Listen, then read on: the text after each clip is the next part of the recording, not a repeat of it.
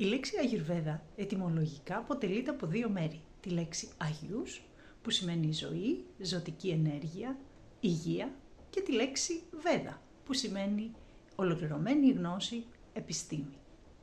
Άρα, η λέξη Αγιουρβέδα σημαίνει η επιστήμη της ζωής. Και από το όνομα κιόλας καταλαβαίνουμε ότι το σύστημα αυτό τίποτα δεν έχει να κάνει με την ασθένεια και τη θεραπεία. Ο Αγιουρβέδα, γιατί είναι αρσενικού γένους στα σανσκριτικά και όχι η Αγιουρβέδα όπως το έχουμε συνηθίσει, ο Αγιουρβέδα λοιπόν μας μιλάει για την ζωή, για τη δημιουργία, για το πώς φτιάχτηκε το σύμπαν και ο άνθρωπος. Ασχολείται με το πώς αρρωσταίνουν οι άνθρωποι και ένα μεγάλο μέρος των αγιουρβεδικών κειμένων είναι αφιερωμένο στην προληπτική ιατρική, στο πώς δηλαδή δεν θα αρρωστήσουν τα άτομα, σεβόμενοι την αληθινή τους φύση και ζώντας σε αρμονία με το περιβάλλον.